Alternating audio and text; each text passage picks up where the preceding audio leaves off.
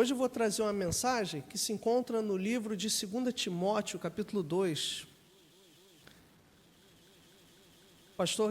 Perguntei ao pastor Guilherme se tinha algum tema, se tinha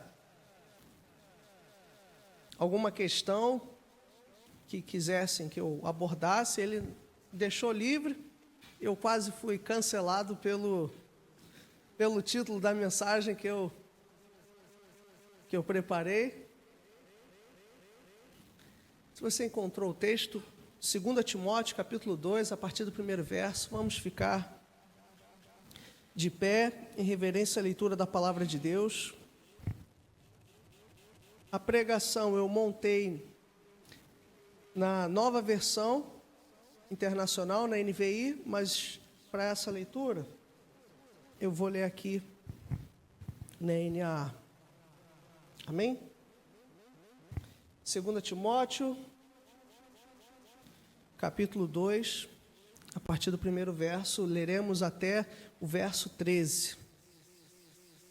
Quanto a você, meu filho, fortifique-se na graça que há em Cristo Jesus, e o que você ouviu de mim, na presença de muitas testemunhas, isso mesmo transmita a homens fiéis, idôneos, para instruir a outros. Participe dos meus sofrimentos como bom soldado de Cristo Jesus. Nenhum soldado em serviço se envolve em negócios desta vida, porque o seu objetivo é agradar àquele que o recrutou. Igualmente, o atleta não é coroado se não competir segundo as regras. O lavrador que trabalha deve ser o primeiro a participar dos frutos. Pense bem no que acabo de dizer, porque o Senhor dará a você compreensão em todas as coisas.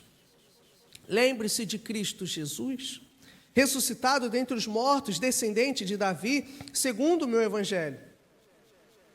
É por ele que estou sofrendo até algemas como malfeitor. Mas a palavra de Deus não está algemada. Por esta razão, tudo suporto por causa dos eleitos, para que também eles obtenham a salvação que está em Cristo Jesus, com glória eterna. Fiel é esta palavra. Se já morremos com ele, também viveremos com ele. Se perseveramos, também com ele reinaremos. Se o negamos, ele, por sua vez, nos negará. Se somos infiéis, ele permanece fiel, pois de maneira nenhuma pode negar-se a si mesmo. Só até aqui, oremos mais uma vez. Amado Deus e Pai, esta tua palavra, Senhor, inerrante, espada de dois gumes, mas também é o nosso alimento. Nesta noite, queremos, Senhor, ouvir a tua voz. Que teu Santo Espírito venha nos animar, tira toda a enxaqueca, toda a distração do nosso meio e nos ajude, Senhor, a ouvir a tua voz. Me ajude a ser fiel na exposição da tua palavra. Apesar de minhas falhas, minhas limitações, Senhor, queremos mais de ti nessa noite. Fala conosco, Senhor, que a tua palavra possa reinar sobre nós nessa noite. É o que nós te pedimos em nome de Jesus. Amém. Podeis tomar assento.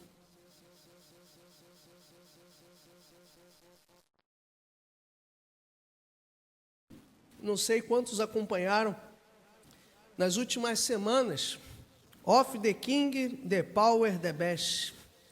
Alguns já estão rindo. O tal pastor, profeta, quase semi-arcanjo, Mirim, pastor, né, o profeta, o pregador Mirim, Miguel Oliveira, de 15 anos, na internet, viralizou com diversos vídeos, entrevistas, ali muitas das vezes ele encurralado, sem saber da resposta, com toda uma pose de pregador ao estilo Silas Malafaia,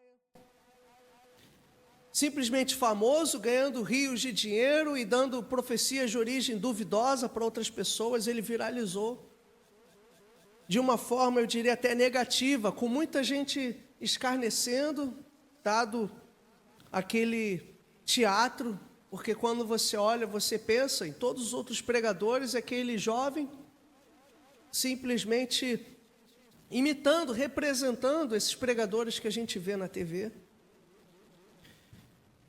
E esse menino viralizou com muitos memes, muitas piadas, muito deboche do que ele faz. A movimentação na internet foi tão grande que o Conselho Tutelar de Carapicuíba, lá de São Paulo, do estado de São Paulo, interveio nessa situação, chegando a proibir de divulgar as suas pregações e mensagens nas redes sociais e obrigando que ele voltasse à sala de aula a estudar.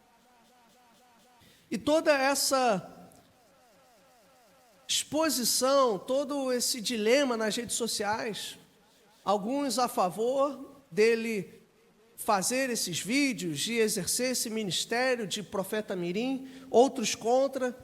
Tudo isso levantou uma série de questões, uma série de perguntas e de reflexões, a ponto de eu chegar a assistir um vídeo do Hernandes Dias Lopes, comentando indiretamente sobre o caso, e o Hernandes chegou a dizer algo. Ele falou que com ele foi descoberto pelo pastor dele, ainda jovem, e antes de fazer qualquer coisa, simplesmente ele só pôde pregar a primeira vez depois que passou pelo seminário. E ele deu esse exemplo, recomendando isso: pegue o jovem, ali com 14 a 17 anos, enfie ele no seminário e mais para frente, ele vai ser capaz de ensinar alguém. E eu creio que esse foi um exemplo até exagerado, porque se por um lado da igreja nós vemos pregadores mirins até 10 anos, até menos de 10 anos, fazendo todo tipo de coisa dentro da igreja, vemos, a exemplo do pastor Hernandes, um outro extremo em que nós não aproveitamos os jovens e só os aceitamos na medida em que eles já passaram pelo seminário e já estão lá na casa dos 20 e tantos anos. E como então a igreja brasileira deve se encontrar? Como nós devemos utilizar, discipular, investir nos jovens, sem evitar ambos os extremos? Como a igreja pode fazer discípulos? O que a Bíblia tem a nos ensinar acerca deste assunto?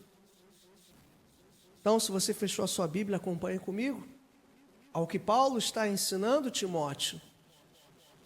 Nada melhor do que visitarmos alguém que discipulou um jovem, alguém que orientou um rapaz no ministério pastoral, no ministério de ensino. Esta é uma das últimas cartas de Paulo. Paulo está preso, são as últimas palavras. E quem era Timóteo? Timóteo foi um jovem pastor, embora seja meio complicado chamá-lo de neófito, novo na fé, porque ele foi discipulado pela mãe dele, foi discipulado pela sua avó Eunice, sua mãe Lloyd, sua avó Eunice, mas ainda assim um jovem com problemas até de liderança, talvez pela sua falta de maturidade. A primeira carta de Paulo a Timóteo é um puxão de orelha, Paulo ali estimulando: Timóteo, põe ordem na igreja, o diácono tem que ser assim, o pastor tem que ser assim, as mulheres têm que ter tal lugar. Ele ajudando Timóteo a tomar posição, a organizar a casa do Senhor, o papel de cada um. Por quê? Porque ele estava perdendo o controle. Ele ainda muito novo, inexperiente, tinha dificuldades em se impor, em exercer biblicamente a liderança. E aqui Paulo, ele nas suas últimas palavras, ele começa a dizer o que Timóteo deveria se agarrar, que exemplos ele deveria ter, como ele deveria exercer o seu ministério. E aqui do verso 1 a 3 temos o primeiro bloco, do verso 4 a 7 temos outro, e do verso 8 até o verso 13, nós teremos uma terceira sessão que nós vamos examinar. Quais foram as recomendações de Paulo para esse jovem pregador? Veja, Paulo começa dizendo: fortifique-se em Cristo Jesus. No verso 1, fortifique-se na graça que há em Cristo Jesus.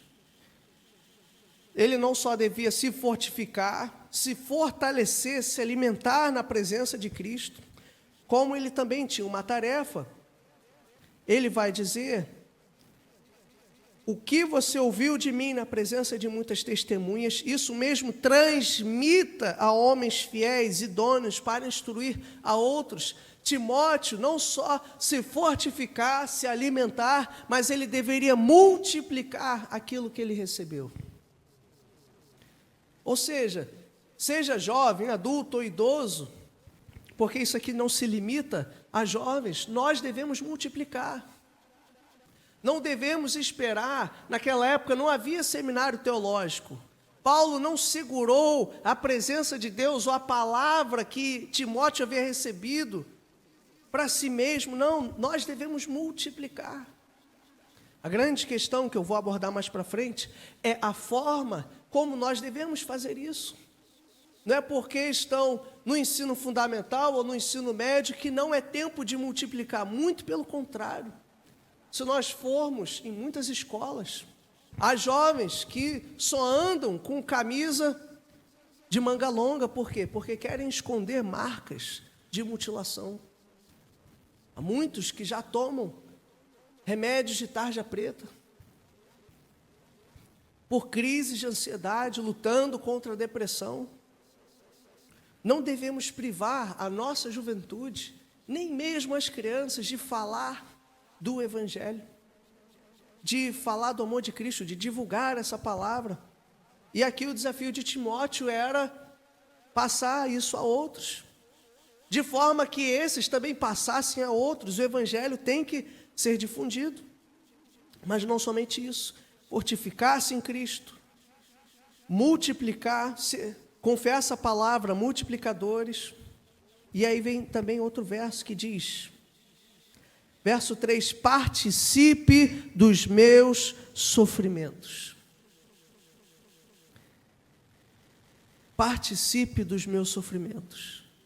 Perguntaram a Russell Shedd, quando estava vivo, quem aqui lembra quem foi Russell Shedd? Foi um grande pastor batista, já bem velhinho. Perguntaram a ele, ele foi fundador das edições Vida Nova, que é a maior editora evangélica do nosso país. E foi ele que começou com essa história de igreja, Bíblia com comentário bíblico, Bíblia com comentários, né, ali de autores. Foi ele que começou isso aqui no Brasil. E perguntaram a ele se o Jonas Madureira, né, quem conhece esse teólogo, Jonas Madureira, bem famoso no YouTube, perguntaram a ele se Jonas Madureira seria o sucessor dele, seria o seu substituto, seu sucessor. E Russell Shedd vira para a pessoa que o perguntou e disse: ele não sofreu o suficiente. Ele é muito bom, ele é um teólogo muito bom, mas ele não sofreu o suficiente. Meus irmãos, o sofrimento faz parte da nossa formação como cristãos. O sofrimento faz parte. Ninguém gosta de sofrer, mas faz parte. Estamos diante, até o símbolo da nossa fé é uma cruz, foi um símbolo de tortura. O sofrimento faz parte da nossa formação. Até é interessante, falando mais aqui para os jovens, né, você vê lá, tem um filme do Homem-Aranha, no Aranha-Verso, que para ele se tornar o Homem-Aranha, ele tem que passar por uma chave, que é o quê? Perder um parente.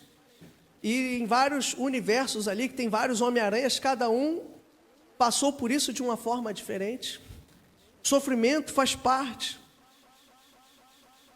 da nossa identidade. E Paulo, ele entende que Timóteo, ele não pode fugir do sofrimento. Chamam aquele rapaz de um pastor já com 15 anos, mas a questão é, ele ainda não passou pela escola do sofrimento. ainda não passou pela escola do sofrimento que todos nós passaremos. Então veja, devemos preparar jovens, sim, mas não com um penteado cheio de gel bosano, não com um terno elegante e com a fala de um pregador da prosperidade, mas devemos ensinar os jovens, discipular as novas gerações a se agarrarem a Cristo e a entenderem o papel do sofrimento.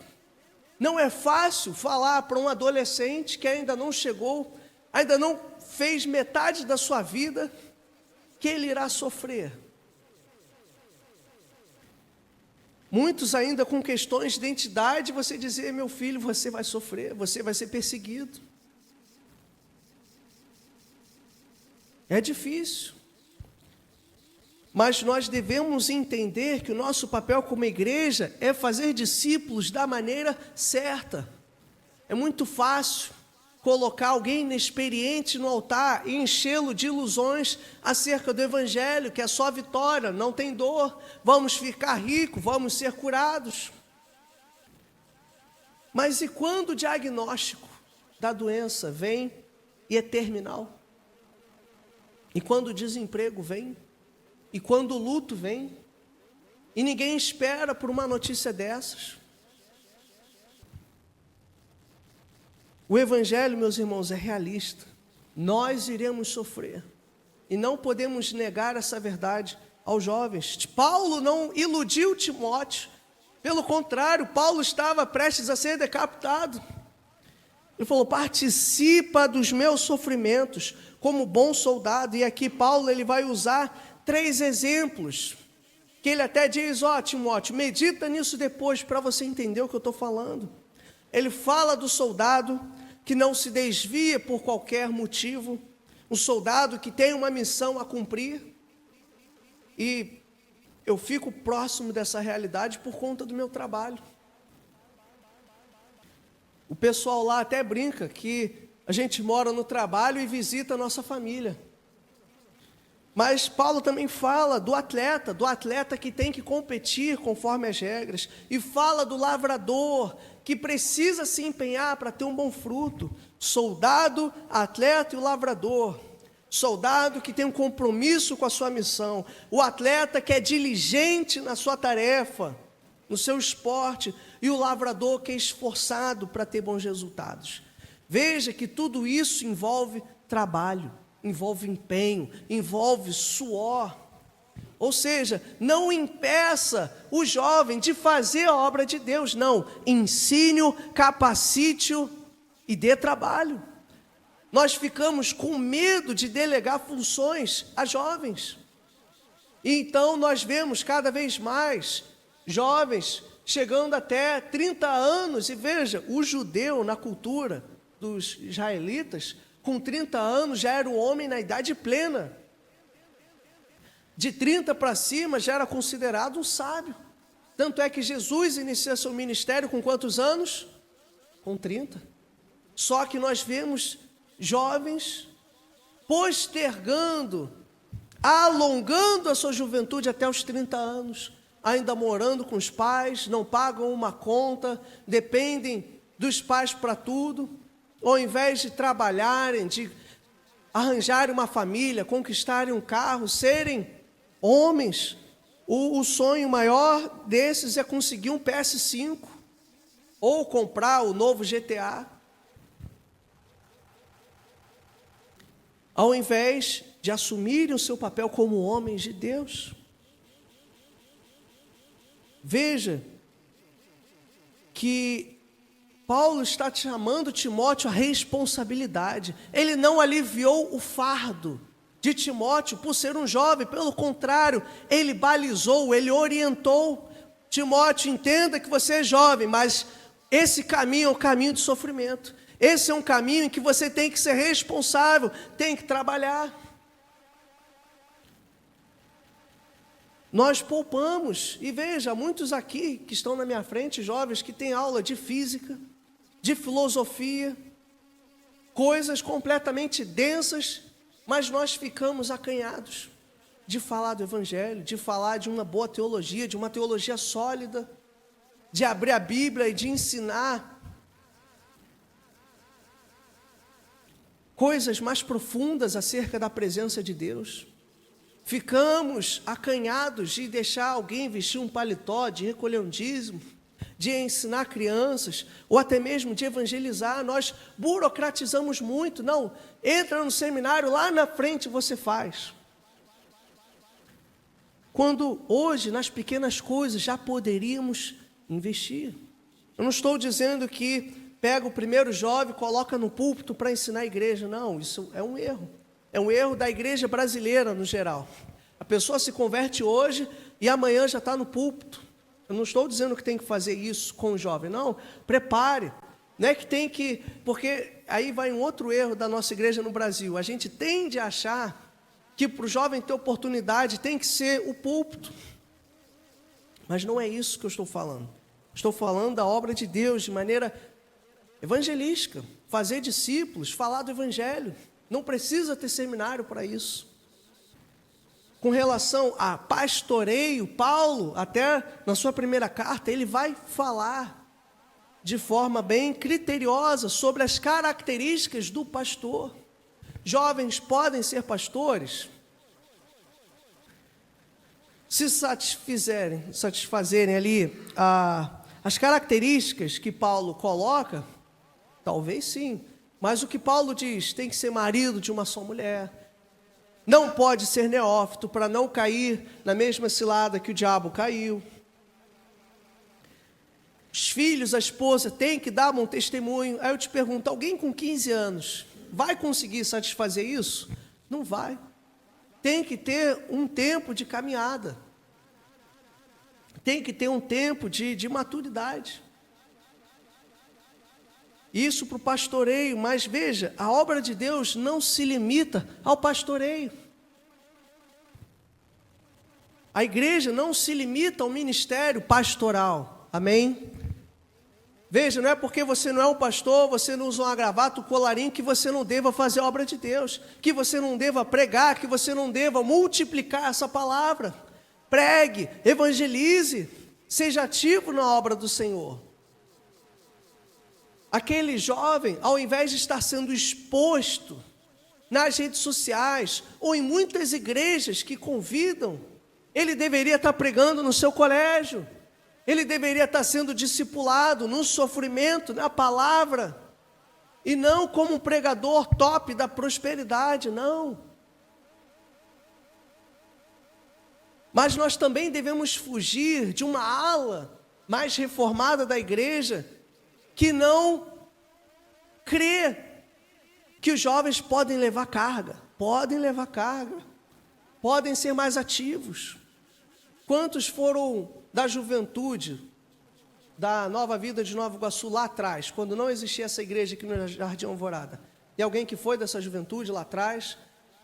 Temos alguns. E o que eu mais ouço de história, vocês que são aí, não vou falar da velha guarda, mas da jovem guarda, vocês aí me corrijam, se os jovens eram ou não ativos. O pessoal ia para o calçadão de Nova Iguaçu pregar, passava a tarde pregando, levava violão, evangelizava. Éramos ativos. E veja, a palavra de Deus reconhece a força dos jovens. Jovens, em vocês a palavra permanece, vocês têm vencido o maligno. Quem disse isso? O apóstolo João, outro jovem, provavelmente um adolescente no meio dos 12.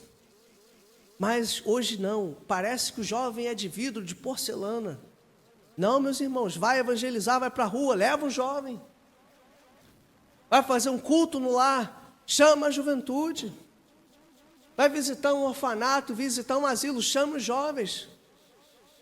Quer um desafio maior ainda? Deixa eles organizarem a visita. Ah, mas eles podem fazer, deixa eles quebrar a cabeça, vai orientando, vai balizando, vai dando diretriz, vai acompanhando.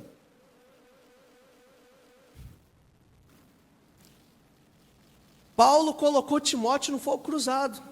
Ele saiu e a liderança da igreja de Éfeso ficou com quem?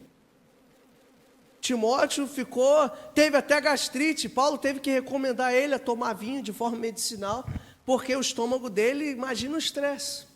Eu não sei aí quem fica estressado e o estômago começa a ficar ácido. Nós limitamos os nossos jovens.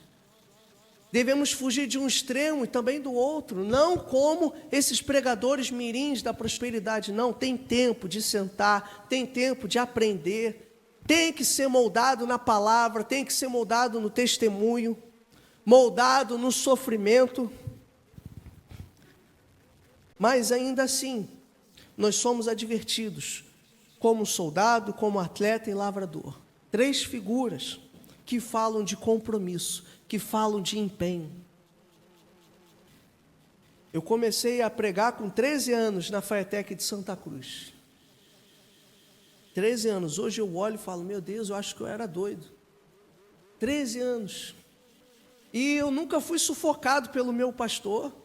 Nunca me colocou também no púlpito, engomadinho, com o cabelo, gravata. Não, mas entendeu? Pelo contrário, ele investiu em mim, porque eu queria falar do Evangelho. Não era altar, porque há muita vaidade em torno disso aqui. A questão são almas, são vidas para Jesus. E ele me pegou, me botou debaixo da asa dele, começou a me dar livros, depois eu entrei no seminário. Mas veja, ele investiu, ele não sufocou, ele não achou que eu era muito novo para falar de Cristo, não. Assim como eu não era muito novo, vocês também não são muito novos para falar do Evangelho. Falem de Jesus e devemos investir neles, não só neles, mas em outros. Ah, mas o jovem não quer, não tem que querer não, tem que chamar à força. Eu te pergunto, quem foi o único que chegou se apresentando para Jesus? Você sabe quem foi? Que falou, bom mestre, deixa eu te seguir. Que farei para herdar a vida eterna? Você lembra quem foi? Foi o jovem rico. E qual foi a consequência? Ele meteu o pé, porque o preço era alto. A maioria foi o pessoal lá trabalhando. Jesus, ó, vocês dois, deixa o peixe aí para as gaivotas e vocês vão me seguir. Você aí coletando imposto, venha antes que o leão te pegue. Antes que o IR, o Serasa da vida, a sonegação venha me seguir. Jesus chamou, Jesus convocou e eles obedeceram. Ele não botou no LinkedIn, não botou uma placa lá na Galileia, ó, procura-se discípulos, venha para ter entrevista segunda e quarta, sexta, horário comercial. Jesus não fez isso, Jesus ele convocou, ele chamou. Mas nós temos medo de chamar, nós temos medo de discipular, não só com jovens, até com adultos. Ah, mas tem poucas pessoas no meu ministério, chama outros. Não dê muita... Olha, a gente fica com muitos dedos, mas quando Deus chama, no Novo Testamento, no Antigo Testamento, Deus não deu liberdade de ação para o homem, nós temos que chamar pessoas. Meu irmão, você vem, você vai trabalhar comigo. Que? Como assim, pastor? Como assim, diácono? Não, é assim. Vamos lá, faz parte, igreja é isso. Nós somos chamados à responsabilidade, a obra está aqui, meus irmãos, e há muito a ser feito, amém? Amém. É assim que nós vamos discipular. Ao invés de sufocar os jovens, é balizar, é investir. Chamando a responsabilidade. Ensinando com amor, apertando quando é necessário. Ele fala desses 3 exemplos, ele deixa Timóteo, ele falou, ó, reflita no que estou dizendo, pois o Senhor lhe dará entendimento em tudo. Mas Paulo não termina por aí. Paulo fala de um outro exemplo, de alguém com 12 anos, foi esquecido no templo. E o esqueceram de mim do lado contrário, porque ao invés de fazer uma bagunça no templo, ele estava deixando os fariseus, os estudiosos da lei, boquiabertos. Quem é esse? Ele diz, lembre-se de quem? Ele não falou de um digital influencer. Ele falou, lembre-se de Jesus Cristo. ressuscitado dos mortos, descendente de Davi. Segundo o meu evangelho, o maior exemplo que um jovem pode ter não só é Paulo, mas é o próprio Cristo. Cristo é o maior exemplo, que não só jovens, mas adultos e idosos, nós devemos seguir. É por ele que estou sofrendo até algemas, como malfeitor. Veja, Cristo é a razão do sofrimento. Timóteo, e cada um de nós, sejam jovens ou adultos, temos que entender que o nosso exemplo é Cristo e por ele nós sofreremos.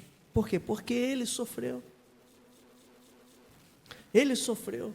Não devemos enganar os nossos jovens. Tudo que Cristo passou, nós passaremos. A fé cristã não é uma fé Nutella, não é uma fé tranquila. Pelo contrário, prepare-se para a tempestade. É sensacional alguns filmes de piratas que... Pirata nos filmes são tudo maluco, que alguns sentem adrenalina, estão lá, vê a tempestade vindo de longe, o Jack Sparrow vira o chapéu e o pessoal começa a se agitar porque a tempestade vem, a dor vem, o inimigo vem. Se você está aqui achando que a sua vida vai ser um arco-íris, tranquilo, meu irmão, você está no lugar errado. Porque nós temos o inimigo, que é o próprio Satanás, que veio para roubar, matar e destruir, e ele quer acabar com a sua vida, com a nossa vida, ele quer acabar com a nossa comunhão. O mundo jaz no maligno, o mundo caído. Meus irmãos, este mundo é motivo só de estresse. Eu voltando do culto mais cedo, o ônibus passou com tudo no retrovisor de uma Honda Fit. Daqui a pouco aquele Honda Fit ficou maluco, saiu cortando todo mundo para alcançar o ônibus, jogou o carro no meio da pista. E isso, feliz Dia das Mães. E o cara saiu para tirar satisfação com o motorista. Meus irmãos, esse mundo jaz no maligno. É o pecado que gera estresse. E nós estamos no meio dessa farofa. E aí, em algum momento, a gente perde alguém. A economia, tudo, a mídia, tudo, meus irmãos, foi afetado pelo pecado. E o salário do pecado é a morte. É um mundo cujo fruto é a morte. São os cemitérios. São guerras.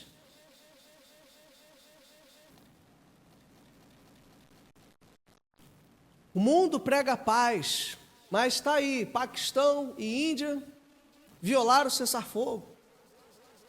Israel e Palestina violaram o cessar-fogo. Rússia e Ucrânia violaram o cessar-fogo. A paz que os homens pregam, meus irmãos, é só da boca para fora, mas a paz que Cristo oferece, nada pode tirar. E Paulo fala para Timóteo, agarre-se a Cristo. Se eu não sou o suficiente, Timóteo, agarre-se ao exemplo de Cristo para cumprir a boa obra, para cumprir a sua missão. Não é porque Timóteo era jovem que Paulo pegou leve, pelo contrário. Paulo discipulou e falou, olha, a palavra de Deus não está algemada. Eu estou, mas a palavra não, então pregue, abra sua boca, jovem, abra sua boca no colégio. Fale nas faculdades, fale na sua vizinhança. Não um evangelho de prosperidade, não off the king, the power, o que quer que seja, mas fale do Cristo que morreu pelos pecadores. Não por likes, ninguém precisa saber. Eu estava vindo de carro e tinha um cara barbudo, cabeludo, andando com um pedaço de pau e uma garrafa cortada no meio para poder tampar um pau de selfie improvisado, com um celular e o cara gravando no meio da chuva, correndo, igual um doido. Nós vivemos numa época em tudo que as pessoas querem filmar, querem se promover, ninguém precisa saber. Das pessoas que a gente evangeliza, das pessoas que a gente ajuda, entrega uma marmita e quer tirar uma selfie, não faça isso. O que Jesus Cristo nos ensina que a mão direita não sabe o que a esquerda faz. Fale, discipule, chame para orar, dê um panfleto, dê um livro, invista em discipulado, pregue o evangelho, pois a palavra de Deus não está algemada. Paulo foi algemado, Cristo foi preso, morto, foi crucificado, mas a palavra dele continuou, meus irmãos. A palavra não pode ser crucificada, a palavra não pode ser presa. E aí ele continua: por isso tudo suporto, por causa de quem? Dos eleitos, para que também eles alcancem a salvação que está em Cristo Jesus. O foco dessa obra é a salvação de almas, meus irmãos. Por isso nós estamos aqui. Investindo nos jovens não é para eles ficarem famosos, não é para trazer dinheiro, não é para promover grandes congressos. O foco desse discipulado é a salvação de pessoas. Não é um fim em si mesmo, não é para a nossa juventude ser grande, contanto que seja grande de recém-convertidos. Mas muitas das vezes parece que é uma disputa. Não, tem que ter um congresso, porque lá está tendo evento. Não, porque vai fulano aqui. Meus irmãos, o único local que vai ganhar todos nós em eventos é o Shopping da Pedreira. Esse sabe fazer um evento. Agora é guerra dele com o Top Shopping. Mas nós não somos um shopping. Não estamos aqui para competir com outras igrejas, com outros ministérios, com eventos. Não, somos chamados ao discipulado. E que a nossa igreja cresça, não porque crentes estão vindo para cá por eventos, mas porque nós estamos evangelizando e vidas estão sendo salvas. Porque jovens estão conhecendo Jesus neste lugar, e não porque aqui vai ter um pregador top, ou porque vai ter um ministério tal, não, que aqui tenha a melhor oferta, que é o evangelho de salvação. O que outros querem fazer, deixa eles. Vamos nos preocupar com a nossa igreja. Será que estamos formando jovens da forma certa? Será que estamos sendo atraentes para os jovens da forma certa? Falando do evangelho, falando até das implicações, não podemos omitir. Quando eu estava no sertão era muito complicado, porque se um jovem lá, onde eu morei, no interior da Paraíba, conhece a Jesus, ele tem que saber que ele pode ser rejeitado na sua própria casa, e acontecia isso. Moças com 15 anos eram expulsas do seu lar por crerem em Jesus. E aí como é que eu vou chegar e oferecer um evangelho arco-íris, sem falar da realidade? Que o evangelho é cruz, a espada. O evangelho exige uma posição, o evangelho é sério, meus irmãos.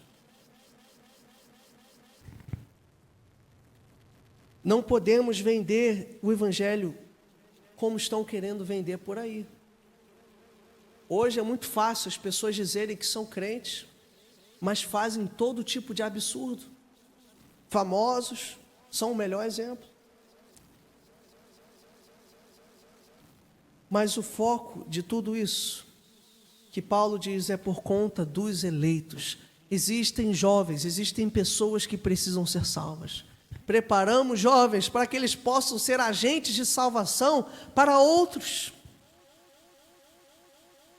Sábado à noite é muito triste, porque se você vier no culto jovem aqui, ou qualquer igreja, mesmo Nova Iguaçu, que tem uma grande juventude, isso pode satisfazer, dar paz para alguns, pelo menos Nova Iguaçu tem a juventude grande. Mas isso deve ser motivo de tristeza, meus irmãos, porque se você for nos 2 shoppings que temos aqui, são rios e rios de jovens que estão lá no shopping, a maioria crente, e nós não estamos alcançando. Em Campo Grande chegou até arrastão, briga de gangue de jovens no meio do shopping. E aí uma confusão, o pessoal saiu correndo pela escada rolante no sentido contrário. E eu pergunto, onde está a juventude para falar do evangelho?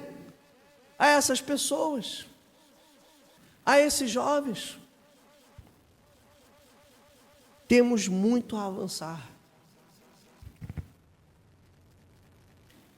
E aí ele disse, esta palavra é digna de confiança: se morremos com ele também viveremos. Se perseveramos, com ele também reinaremos. Se o negamos, ele também nos negará. Se somos infiéis, ele permanece fiel, pois não pode negar-se a si mesmo. Esse é um trecho basicamente de um hino que eles cantavam, que fala: a nossa vida, o fim ou o início, a nossa vida é Cristo, o propósito da nossa vida é a glória de Cristo. Será, e aqui eu falo aos adultos, será que nós, como adultos, estamos sendo esse exemplo para os jovens? Será que estamos investindo e discipulando da forma certa? Seja os filhos, os netos, ou alguém da igreja, um vizinho. Talvez você tenha crianças ali na sua rua, que você possa se aproximar dos pais, falar do Evangelho. Mas também, agora eu me dirijo aos jovens.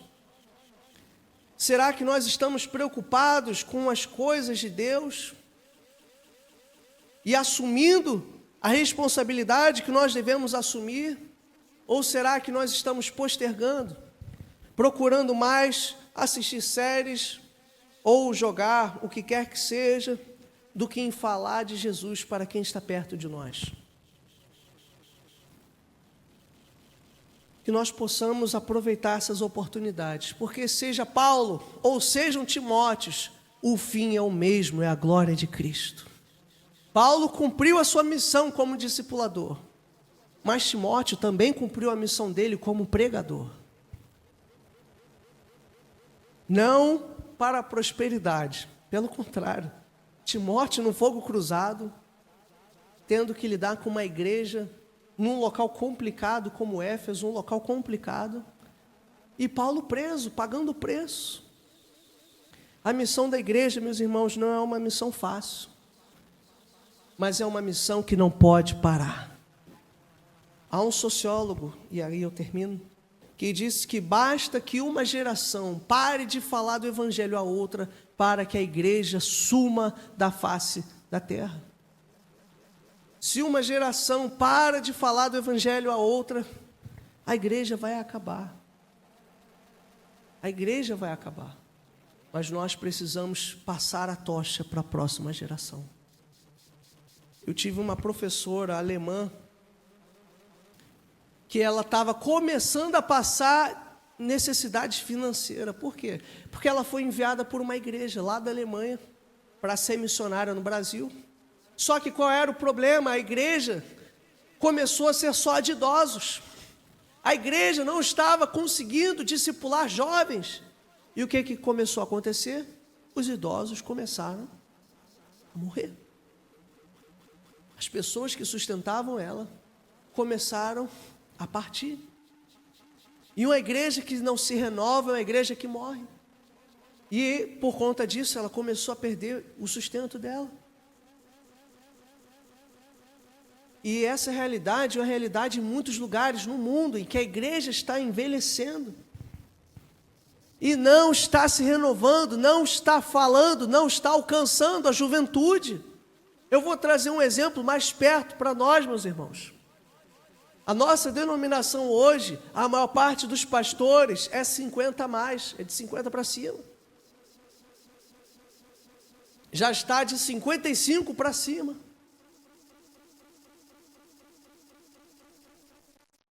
O pessoal fala com muito orgulho, né, de mim, o bispo Walter lá, o pastor mais jovem da denominação, já tem 31, com a coluna de 50. Isso não pode ser algo bom, porque cadê os jovens? Cadê aqueles que querem o ministério, que querem avançar, que querem ir para as missões com 20 e poucos anos? Dos que estão aqui à frente, vocês, os rapazes, quantos querem ser missionário ou pastor? Levanta a mão. Ninguém levantou a mão.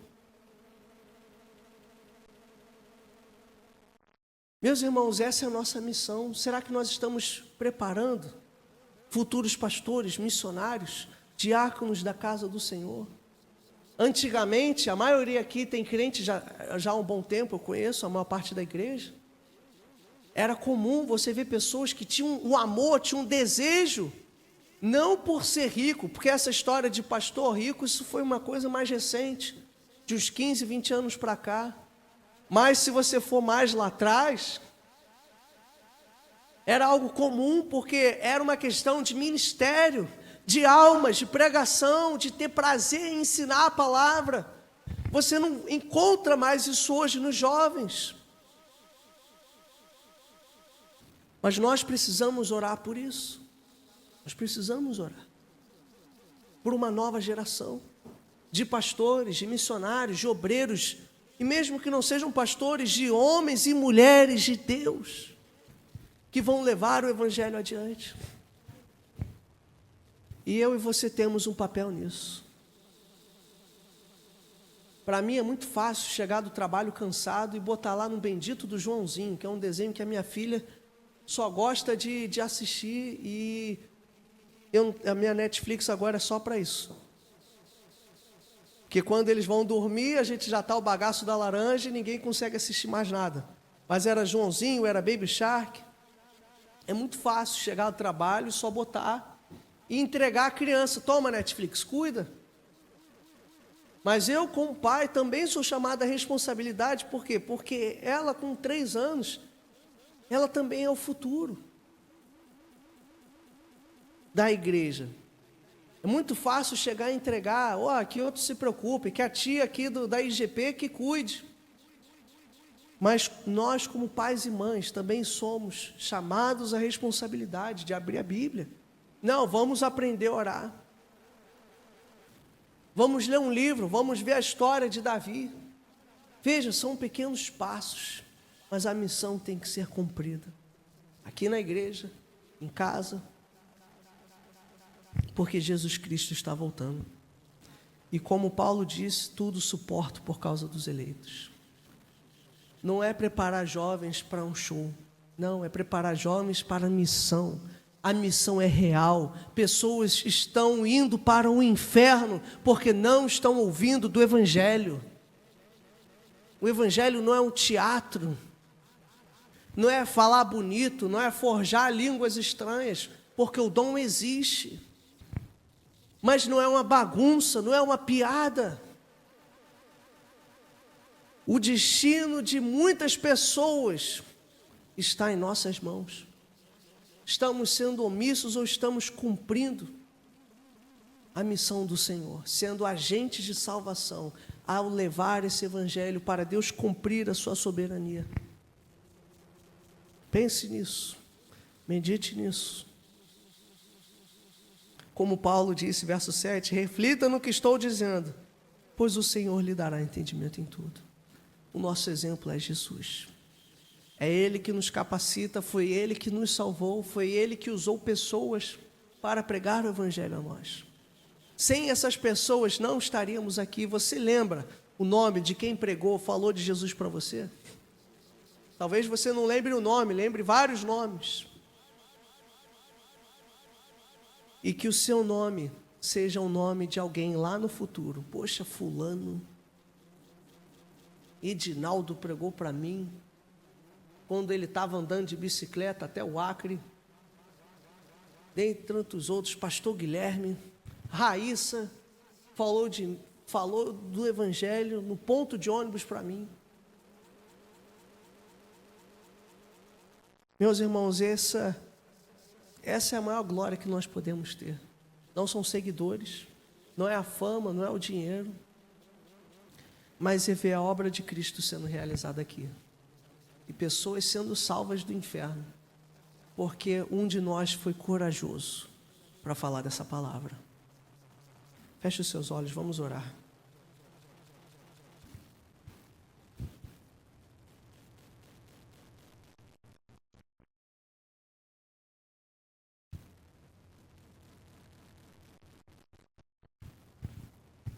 Amado Deus e Pai,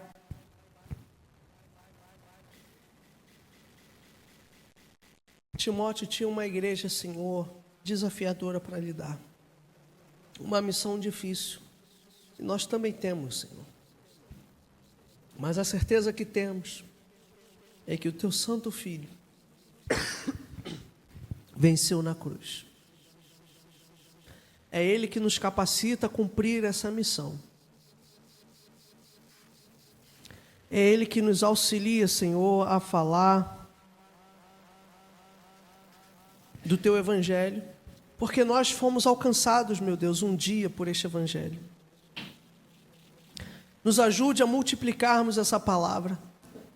Nos ajude a discipularmos os nossos parentes, os nossos filhos, os nossos vizinhos e a avançarmos o Teu reino, Senhor. Não procurando likes, não, Senhor, sendo motivo de piada na internet, mas levando a sério a Tua missão. Que vidas sejam salvas, Senhor, através da pregação da Tua igreja. Seja dos jovens, seja dos idosos, Senhor, nos ajude a sermos fiéis. Quebra, Senhor, em nós o orgulho, quebra a vaidade, quebra, Senhor, o medo, a vergonha, Senhor, todo o entrave, toda a falta de testemunho, Senhor, que pode embarrear a nossa fala se nós não tivermos um testemunho condizente, possamos nos arrepender e mudarmos de atitude, Senhor. Senhor, ajude-nos, tanto adultos como jovens, como Paulo e Timóteos, a cumprirmos a nossa missão, a nos fortificarmos, Senhor, na Tua graça, para assim podermos avançar como soldados, como atletas, como lavradores, empenhados, compromissados, Senhor, com o Teu Evangelho santo, Teu Evangelho que é sério, Senhor, que é a melhor notícia que alguém poderia receber. Nos ajude, Jesus, precisamos de Ti. Obrigado, meu Deus, por tudo. Em nome de Jesus. Amém.